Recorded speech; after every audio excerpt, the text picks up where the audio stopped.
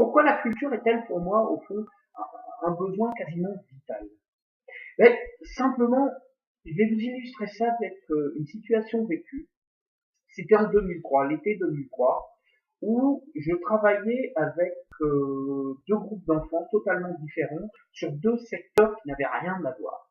Donc, 2 jours par semaine, j'intervenais à Monchaux, un petit village à proximité d'Orchy, Valenciennes, une cité dortoir. On avait affaire à un public plutôt classe moyenne, voire classe aisée. Bref, des gamins qui étaient en situation sociale plutôt tranquille. Et de l'autre côté, je travaillais avec un groupe de gamins dans un quartier, dans le quartier, enfin, de l'île Five. Là, par contre, grosse problématique sociale, un quartier avec de vraies grosses difficultés. Et voilà. Alors d'un côté, à mon show, les gamins avaient 8-10 ans. De l'autre, j'étais avec des 11. Et très vite, forcément, puisqu'on parlait théâtre, on parlait culture, j'essayais un petit peu l'accès l'accès à la culture qu'avaient tous ces gamins. Et autant d'un côté, quand on se trouve avec les membres de mon show, on voit que régulièrement ils vont au cinéma, ils vont au théâtre, il y a une espèce de sortie régulière parce que les parents ont plus ou moins les moyens, qui pensent aussi.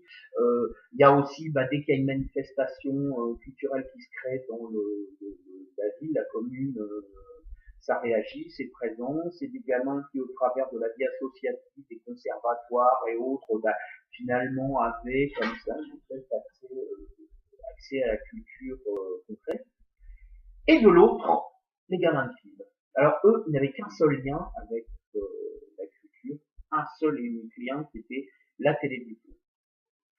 Et la seule chose qui leur permettait d'impacter sur la télévision, sur la culture, donc c'était la télécommande. Ils avaient à volonté. Et très vite, finalement, travaillant avec ces gamins, je me suis rendu compte que il y avait une espèce de mise en place naturelle, ça coulait tranquillement avec les gamins de mon show, avec qui on a très bien bossé, qui étaient pourtant beaucoup plus jeunes.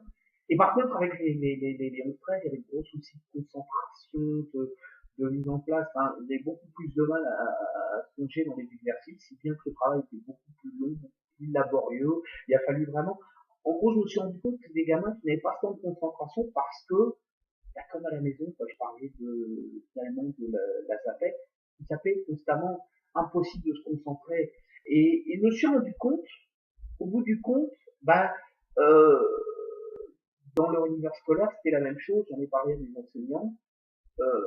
Finalement, à l'école, on ne se concentre pas plus. C'est tout aussi difficile.